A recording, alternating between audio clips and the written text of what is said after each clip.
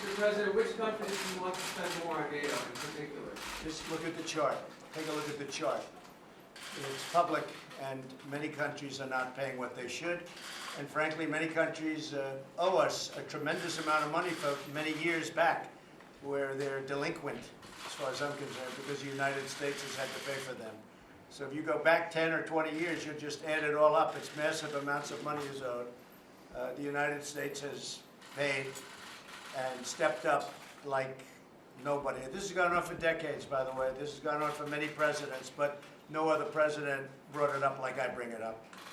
So something has to be done, and the Secretary General has been working on it very hard. This year, since our last meeting, commitments have been made for over $40 billion more money spent by other countries. So that's a step, but it's a very small step. It sounds like a lot of money, and it is. But it's a very small amount of money relative to what they owe and to what they should be paying. And it's an unfair burden on the United States. So we're here to talk about that, and I'm sure it will be resolved. I have great confidence in the Secretary General. He's worked very, very hard on this, and he knows it's a fact. But I have great confidence in him and his representatives. Would you like to say something? First of all, it's great to see you again, Mr. President, and good to have you here for the summit. And we are going to discuss many important issues at the summit. Among them is defense spending. And we all agree that we have to do more. I agree with you that we have to make sure that allies are investing more. The good news is that allies have started to invest more in defense. After years of cutting defense budgets, they have started to add billions to their defense budgets. And last year was the biggest increase in defense spending across Europe and Canada in a generation. Why was that last year? It's also because of your leadership, because your clear message. And They won't write that, but no, I have said it before. But the thing is that it really has your message is having an impact, and we are going to build on that to make sure that we have further increases. You initiated last year that all allies are going to develop national plans on how to spend more on defense.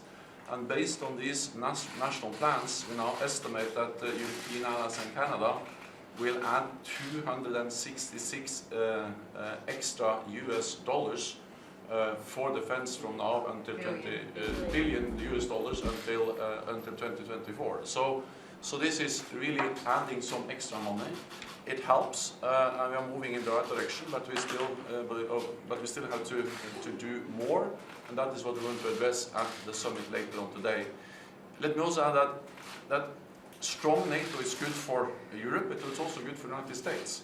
The US military presence in Europe helps to protect Europe, but it also helps the United States project power to the Middle East, to Africa, and I think also that the military clout of Europe, the economic clout, the political clout, also is helpful dealing with Russia. And we look forward to the meeting we're going to have with President Putin, and I think that leaders are also looking forward to your thoughts about the meeting with President Putin later on. Well, I have to say, I think it's very sad when Germany makes a massive oil and gas deal with Russia, where you're supposed to be guarding against Russia, and Germany goes out and pays billions and billions of dollars a year to Russia. So we're protecting Germany, we're protecting France, we're protecting all of these countries. And then numerous of the countries go out and make a pipeline deal with Russia, where they're paying billions of dollars into the coffers of Russia. So we're supposed to protect you against Russia, but they're paying billions of dollars to Russia, and I think that's very inappropriate. And the former chancellor of Germany is the head of the pipeline company that's supplying the gas. Ultimately, Germany will have almost 70% of their country controlled by Russia with natural gas. So you tell me, is that appropriate? I mean, I've been complaining about this from the time I got in. It should have never been allowed to have happened. But Germany is totally controlled by Russia, because they were getting from 60 to 70% of their energy from Russia and a new pipeline. And you tell me if that's appropriate, because I think it's not. And I think it's a very bad thing for NATO, and I don't think it should have happened. And I think we have to talk to Germany about it. On top of that, Germany is just paying a little bit over 1%, whereas the United States, in actual numbers, is paying 4.2% of a much larger GDP. So I think that's inappropriate also. You know, we're protecting Germany, we're protecting France, we're protecting everybody, and yet we're paying a lot of money to protect. Now, this has been going on for decades. This has been brought up by other presidents, but other presidents never did anything about it because I don't think they understood it or they just didn't want to get involved. But I have to bring it up because I think it's very unfair to our country, it's very unfair to our taxpayer. And I think that these countries have to step it up, not over a 10-year period, they have to step it up immediately. Germany is a rich country. They talk about they're going to increase it a tiny bit by 2030. Well, they could increase it immediately tomorrow and have no problem. I don't think it's fair to the United States. So we're going to have to do something because we're not going to put up with it. We can't put up with it, and it's inappropriate. So we have to talk about the billions and billions of dollars that's being paid to the country that we're supposed to be protecting you against. You know, everybody's talking about it all over the world. They'll say, well, wait a minute, we're supposed to be protecting you from Russia, but why are you paying billions of dollars to Russia for energy? Why are countries in NATO, namely Germany, having a large percentage of the energy needs paid, you know, to Russia and taken care of by Russia? Now, if you look at it, Germany is a captive of Russia because they supply. They got rid of their coal plants. They got rid of their nuclear. They're getting so much of the oil and gas from Russia.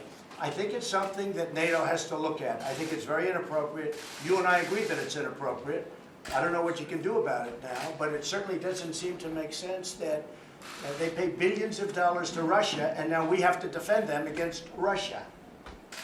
You know, NATO is an alliance of 29 nations, and there are sometimes differences and different views and also some disagreements. And the gas pipeline from Russia to Germany is one issue where allies disagree. But the strength of NATO is that despite these differences, we have always been able to unite around our core task to protect and defend each other because we understand that we are stronger together than apart.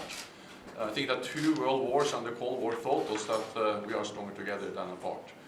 But how can you be together when a country is getting its energy from the person you want protection against or from the group that you want protection? Because we understand that when we stand together, also when dealing with Russia, we are stronger. I think what we have seen is that... No, you're just making Russia richer.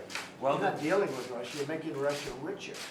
So I think that even during the Cold War, NATO allies were trading with Russia. Then there have been disagreements about what kind of trade arrangements we should go into. I think trade is wonderful. I think energy is a whole different story. I think energy is a much different story than normal trade. And you have a country like Poland that won't accept the gas. You take a look at some of the countries that won't accept it because they don't want to be captive to Russia. But Germany, as far as I'm concerned, is captive to Russia because it's getting so much of its energy from Russia. So we're supposed to protect Germany, but they're getting their energy from Russia. Explain that. And it can't be explained, you know that.